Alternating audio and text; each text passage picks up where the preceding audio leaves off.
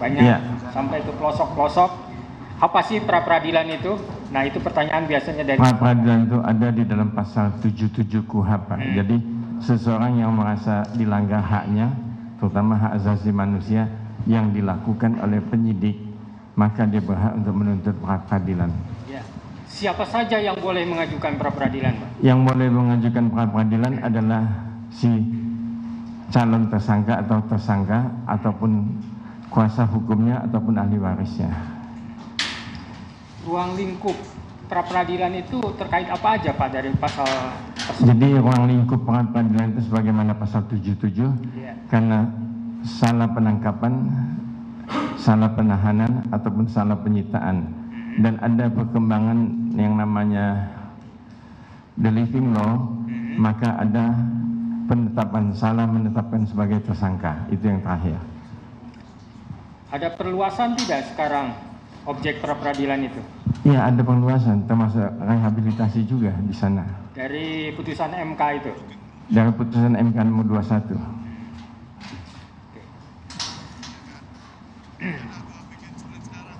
Syarat sahnya untuk ditetapkan jadi tersangka itu gimana, Pak? Jadi syarat sahnya untuk ditetapkan sebagai tersangka, minimum dalam penyidikan itu ada 2 alat bukti. Iya. Dan ada juga Perkap dari Kapolri nomor 6 tahun 2019, itu yang banyak dipegang oleh penyidik.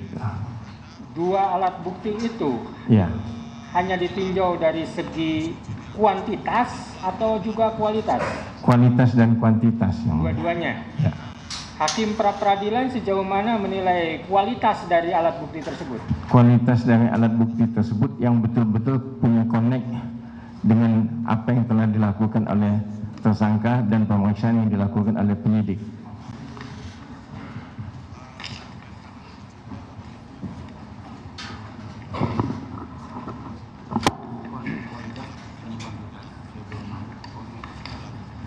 Sebelum seseorang ditetapkan jadi tersangka, apa yang sebaiknya dilakukan oleh penyidik sesuai dengan prosedural KUHP?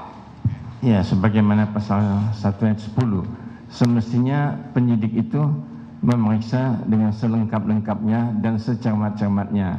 Dan setelah ada pemeriksaan menurut Perkap nomor 6 tahun 2019, maka sebelum ditetapkan jadi tersangka mesti ada gelar, internal gelar, atau kalau misalnya ada pengacara dari tersangka, biasanya pengacara tersangka diikutkan untuk gelar. Itu lebih fairness.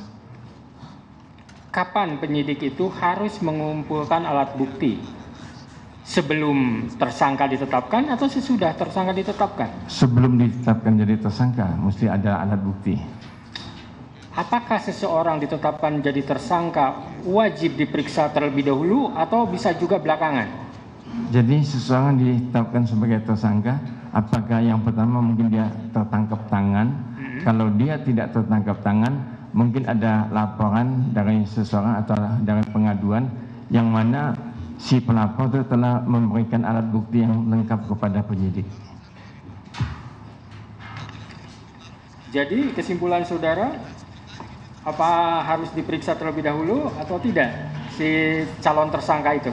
Ya, semestinya biasanya di dalam hukum acara pidana itu ada saksi pelapor, dia datang ke Polda, Polres, Polsek ataupun ke kantor polisi, bikinlah dia laporan sebagaimana pasal 108 KUHP. Nah, setelah diperiksa oleh penyidik yang piket pada waktu itu, misalnya ada bagian konsultasi kriminal umum ataupun kriminal khusus, dan setelah itu diperiksa kriminal umum, ditandatangan oleh yang jaga pada waktu itu, dan dapatlah namanya surat laporan kepada si pelapor.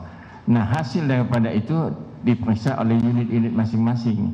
Jadi dari tempat pelaporan 108 tadi dibuang ke belakang atau dipindahkan ke belakang dan jatuhlah pada unit harda atau jatuhan keras atau apa. Nah, di situ mulai seminggu sampai 2 minggu kemudian dipanggillah si pelapor tadi. Setelah pelapor dipanggil saksi-saksinya yang lebih lengkap. Nah, kalau misal polisi tidak yakin, maka dipanggillah ahli ikut. Nah, setelah itu sudah banyak yang diperiksa sebagai saksi ataupun sudah ada ahli, maka sebelum ditetapkan jadi tersangka, maka penyidik mesti mengadakan gelar sebagaimana Perkap nomor 16 tahun 2019, pasal 25 kalau. Apa syarat-syarat seseorang dikatakan DPO, masuk dalam kategori DPO? Seseorang kalau dikatakan sebagai DPO, dia dipanggil tidak pernah datang kepada penyidik, dan penyidik sudah capek mencarinya, tidak ketemu-ketemu, maka diterbitkanlah DPO, Yang Mulia. Apakah pemanggilan itu bersifat imperatif? Ya, pemanggilan imperatif. Berapa kali? Ya, paling minimum 2 kali. Saudara bilang imperatif, apakah ada dasar hukumnya terkait hal tersebut? Gimana Yang Mulia? Ada dasar hukumnya terkait dengan harus ada pemanggilan? Ya, mesti ada pemanggilan di Ya. dalam KUHP. Dalam KUHP? Ya. Dalam pasal apa, Pak? Lupa saya Yang Mulia. Lupa ya, mengenai pasalnya. Yang jelas menurut saudara harus Ada ada dasar hukum. pemanggilan. Ya. 2 kali minimal. Ya. 2 kali minimal. Setelah itu, Kalau tidak ada dipanggil tidak datang, itu kan kewenangan daripada penyidik, dia bisa menjemput si tersangka atau saksi ataupun apa juga. oke. Sekarang dalam pra peradilan Ya, yang ada berapa macam putusan yang bisa dijatuhkan oleh hakim? Yang bisa dijatuhkan oleh hakim tuh masalah penetapan sebagai tersangka, salah penahanan, salah penangkapan, dan salah penyitaan. Secara ininya apa? Putusannya jenisnya misalnya, apakah putusan dikabulkan, ditolak, atau ada yang lain lagi? Putusan dikabulkan, ditolak, atau tidak dapat diterima. Ada 3. Ya, Ditolak, dikabulkan, tidak dapat diterima. Kalau dikabulkan dan ditolak udah jelas lah ya. ya. Nah, sekarang yang tidak dapat diterima itu apa? Kalau Kriterianya. tidak dapat diterima itu materi yang diajukan oleh pemohon tuh tidak connect dengan pasal-pasal di dalam pasal 77 sampai pasal 85 KUHP. Tidak connect. Atau sesuatu permohonan atau gugatan yang kabur bisa juga jadi alasan. Iya, bisa permohonannya obscurable gitu. Nah, terkait obscurable dari permohonan pra peradilan, apa sih obscurable dalam permohonan pra peradilan?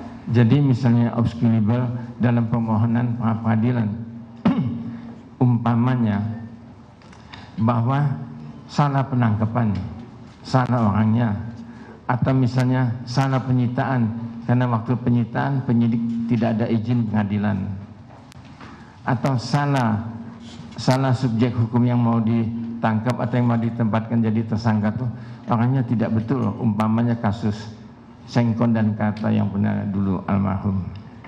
Kalau dalam permohonan pra peradilan mencampur adukan antara materi pra peradilan dengan materi pokok perkara, apakah itu juga disebut dengan Obscurable. obscurable? Menurut ahli? Ya betul. Menurut ahli ya seperti itu ya. Terkait dengan masalah pelaku atau bukan pelaku, apakah menjadi ranah dari hakim pra peradilan? Bukan. Bukan. Terkait dengan bersalah atau tidak bersalah, apakah masuk dalam ranah pengadilan pra peradilan? Bukan. Bukan. Terkait dengan error in persona, apakah termasuk wewenang dari hakim pra peradilan? Bukan. Bukan.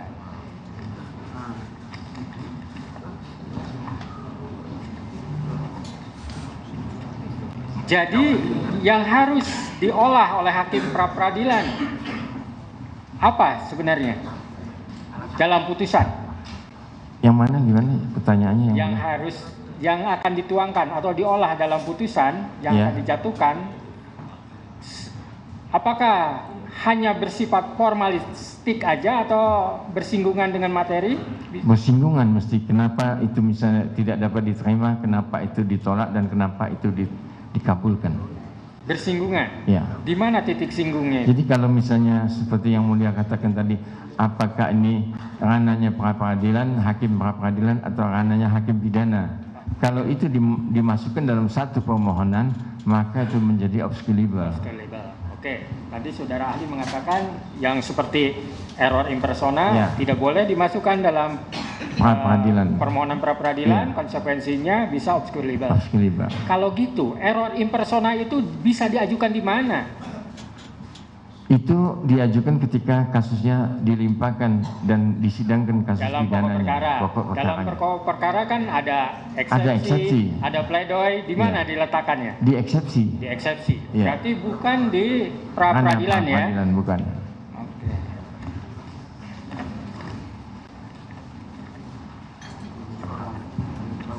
Silakan dari pemohon untuk mengajukan pertanyaan. Enggak. Silakan enggak.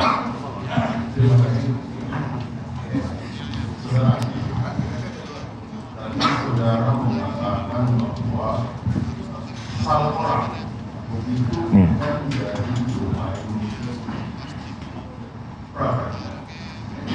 Jadi saya ingin menanyakan, kalau seumpama ada orang yang kemudian diduga bahwa dia pelakunya, tapi bahwasanya dia bukan pelaku, apakah dia bisa dimasukkan dalam pra-peradilan? Salah tangkapnya itu. Iya. Bisa kalau dia salah tangkap, salah tahan. Salah tahan, salah sita, salah menetapkan sebagai tersangka. Bisa. Sebentar. Kita biar lurus dulu biar jelas ya. Tadi salah tangkap. Sejauh mana hakim pra-peradilan bisa mengatakan bahwa si A itu bukan pelakunya, bisa salah tangkap?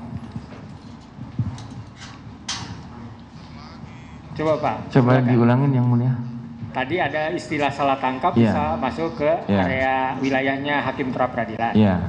Bagaimana bisa hakim pra-peradilan itu mempertimbangkan, membuktikan dalam putusannya bahwa si A itu bukan pelakunya? Ya, kalau misalnya itu tertangkap tangan, itu kan bisa langsung.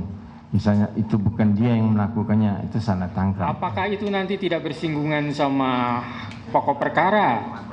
Karena nanti akan memutuskan bersalah atau tidak bersalah, pelakunya atau tidak. Tadi sudah saya jelaskan yang mulia, apabila dalam tuntutan pra-peradilan itu tidak mempunyai kayak kalau dua kualifikasi hukum.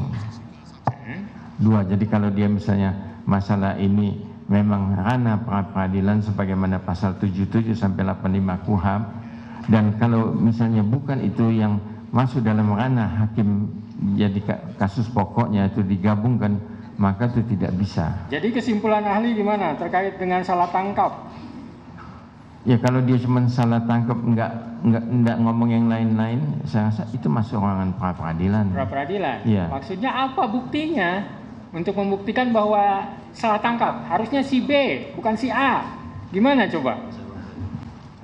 Apakah itu tidak masuk ke pembuktian? Membuktikan bahwa nanti akan terkait dengan unsur barang siapa? Ya, kalau itu penyidiknya salah tangkap, mestinya kuasa hukum atau keluarga itu ngasih tahu Pak, bahwa itu bukannya, kasus ini bukan si A yang melakukannya. Kenapa si A-nya ditangkap? Nah, itu kan masuk ke pembuktian maksudnya Pak. Ya, tapi belum sidang pokoknya belum mulai yang mulia. Nah, misalnya di saya kata ini misalnya ini bukan si A pelakunya tapi si B. Nah, untuk meyakinkan saya bahwa pelakunya si B gimana? Nah, itu kan saya bilang dengan letter aja, dengan surat yang mulia. Jadi pemohon atau kuasanya tulis surat kepada penyidik, Pak, Bapak salah tangkap Pak, yang melakukan ini bukan si A. Nah, ini saksinya dengan lengkap diajukan saksi-saksi, boleh di BAP saksi-saksinya bahwa itu bukan dia. Nah, terkait dengan saksi-saksi itu, apakah itu tidak masuk ke pokok perkara Pak? Bukan formalitas. Sementara hakim itu hanya formalitas. Iya, itu belum sidang yang mulia. Belum sidang? Iya. Ini lagi berbicara tentang sidang Pak? Iya, belum sidang. Jadi waktu itu, jadi si yang merasa keluarganya ditangkap atau kuasa hukumnya, dia ajukan objection kepada polisinya, kepada penyidik. Sekarang taruhlah masuk ke persidangan seperti yang perkara ini kan. Nah, gimana mensikapinya? Kalau misalnya sudah masuk dalam persidangan, itu permohonan tadi tidak bisa punya dua kualifikasi hukum yang mulia. Jadi kalau misalnya dia salah tangkap aja yang diproses. Kalau dia salah tahan aja permohonannya. Atau kalau dia salah sita atau salah sebagai penetapan tersangka, 1 poin, nggak bisa 2 poin atau 3 poin diborong sekaligus. Jadi salah tangkap kesimpulan saudara gimana? Pra peradilan atau pokok perkara? Jadi kalau misalnya ketahuan salah tangkap itu, kan pembuktinya mestinya di dalam pokok perkara itu. Sudah diperiksa saksi-saksi segalanya, ketahuan bahwa penyidik itu salah tangkap. Tapi kalau awal misalnya salah tangkap masuk dalam pra peradilan, nanti kan obscurable itu yang mulia. Gitu ya pendapat ahli, kalau dimasukkan ke pra peradilan malah obscurable karena seyogianya harus melalui pokok perkara atau setidaknya sebelum digelar perkara sudah ada komplain gitu. Iya, sudah ada objection, ada komplain kepada di penyidik. Luar sarana dari persidangan. Iya, di luar itu. Oke, silakan lanjutkan. Ya, saudara, yang saya ingin menanyakan bahwa berdasarkan keputusan Mahkamah Konstitusi telah dibuatkan perluasan seperti saudara tadi menyampaikan. Iya. Penetapan tersangka. Nah, penetapan tersangka ini ketika dikaitkan dengan terjadinya error di proses atau salah tangkap, apakah penetapan tersangka ini bukan merupakan risiko dari penetapan tersangka tersebut? Ya, PH.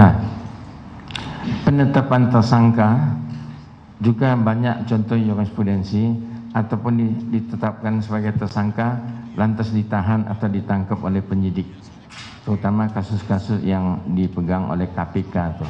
Nah itu memang termasuk ranah pra peradilan. Ya.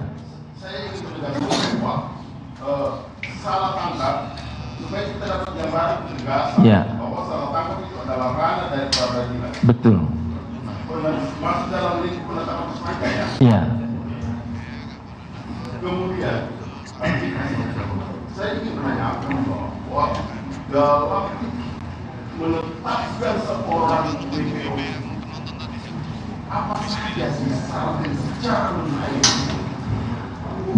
Jadi kalau untuk menetapkan seseorang sebagai DPO, yang ditetapkan sebagai DPO itu mesti dipanggil dulu, ada surat panggilannya. Iya. Iya.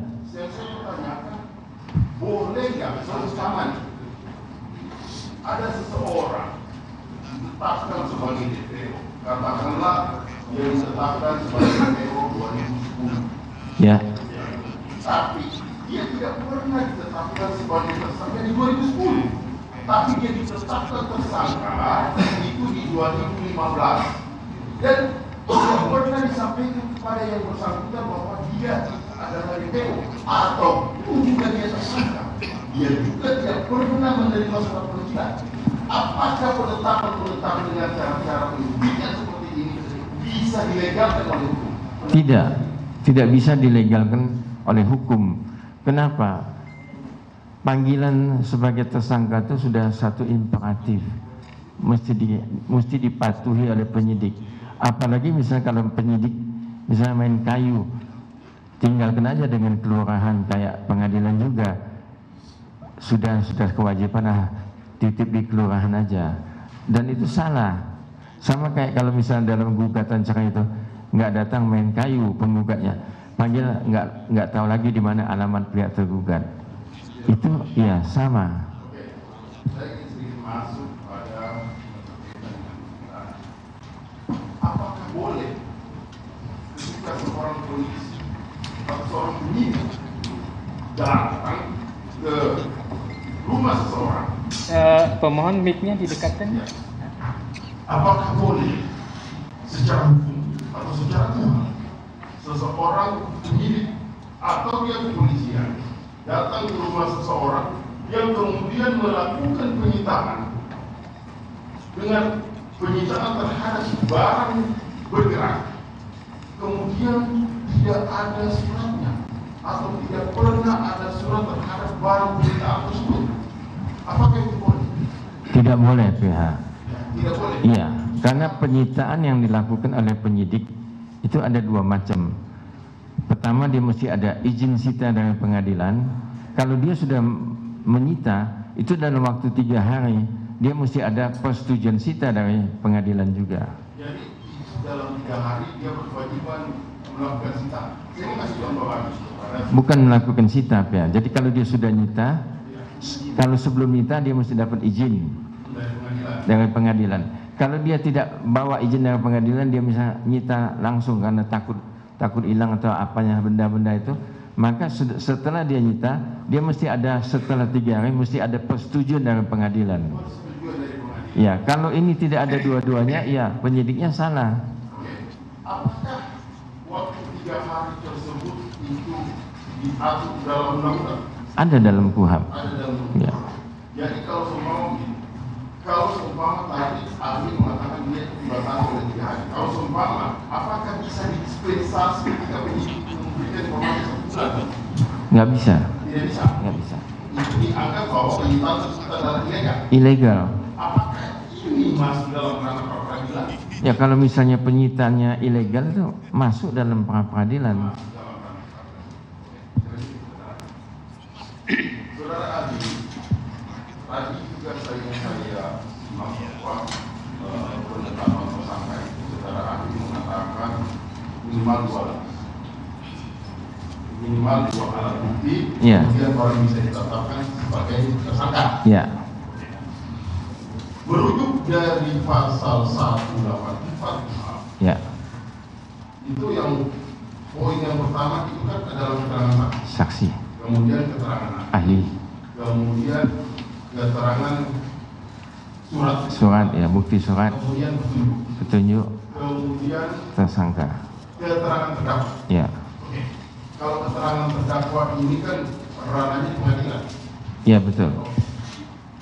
Yang saya ingin menanyakan, apakah cukup keterangan saksi untuk menetapkan seseorang sebagai tersangka hanya dibekali oleh keterangan saksi dan keterangan ahli?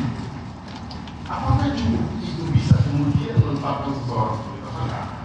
Kalau keterangan ahli aja itu namanya unus testis, ada di dalam KUHP pasal 185. Unus testis itu apakah hanya untuk saksi atau ahli juga? Untuk saksi, satu cuma saksi. Jadi kalau saksinya cuma satu yang menerangkan atau misalnya dia 2 saksi tetap dihitung saksi 1. Maksud saya ini masih dalam kebijakan menetapkan seseorang tersangka kan minimal 2 alat bukti. Iya betul, iya. Apakah 2 alat bukti tersebut cukup saksi saja Ya. dan keterangan ahli saja? Apakah ini bisa dikualifikasi sudah memenuhi kriteria? Sebetulnya di dalam KUHP itu yang diperlukan 184 2 alat bukti yang sah. Ya. Ya. Makanya saya katakan bahwa pijakannya seorang penyidik dalam menetapkan tersangka itu kan harus minimal 2 alat bukti yang sah. Ya. Ya kan? Kalau alat buktinya itu kemudian hanya saksi saja dan ahli saja, apakah itu relevan untuk menetapkan seseorang sebagai tersangka? Mestinya ada alat bukti yang lain sebagai Ya, yang pokok. misalnya gini, penyidik ini udah punya 2 nih, menurut penyidik, Ya. saya punya 2 nih. 2 itu apa? Saksi dan ahli. Ya. Tadi saudara ahli mengatakan harus ada 2 alat bukti yang berbeda. Ya, betul. Saksi dan ahli itu 2 alat bukti yang berbeda atau sama? Saksi dan ahli. Ahli itu ya dia lebih pokok menjelaskan masalah hukum acara. Enggak, bukan masalah itunya Pak. Ya. Termasuk alat bukti bukan? Ya termasuk di dalam situ. Beda enggak saksi dan ahli? Beda enggak saksi Beda. ahli? Beda. Beda. Seperti saksi, ahli, surat, Ya, keterangan surat, terdakwa, keterangan beda itu sama ya. petunjuk. Nah, cukup enggak penyidik itu hanya punya saksi dan ahli? Saksi Menurut dan pengetahuan ahli saudara, mengenai sebagaimana pendapat saudara, ya. pasal 184 KUHP tuh. Ya. Sebetulnya kalau kita nilai yang apa yang diterangkan oleh saksi dan apa yang diterangkan oleh ahli itu belum cukup mestinya. Mestinya cukup. ada petunjuk yang lain lagi. Apa itu? Harusnya apa? Ada alat bukti yang lain. Nah, oke. Ada petunjuk tadi. Ya. Terus misalnya penyidik itu menyimpulkan keterangan saksi dan keterangan ahli bersesuaian. Mereka menyimpulkan itu ada petunjuk. Apa bisa seperti itu? Mestinya ada gelar lagi yang mulia. Ada yang baru lagi. Bukan ada digelar tuh sebagaimana perkap 16 tahun 2019 perkapnya ada gelar Kapolri. perkara. Ada gelar tuh. Oke, dari gelar perkara pun disimpulkan seperti itu. Gimana? Iya, kalau gelar perkara itu mestinya tersangka atau kuasa hukumnya mesti dipanggil untuk membela diri yang mulia. Iya, enggak, ini bukan terkait itunya. Terkait keabsahan untuk penetapannya itu, Pak. Iya, kalau sudah ada gelar ya. Sah atau tidak?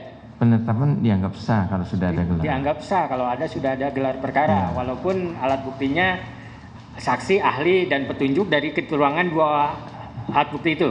Iya. Oke, lanjut silakan.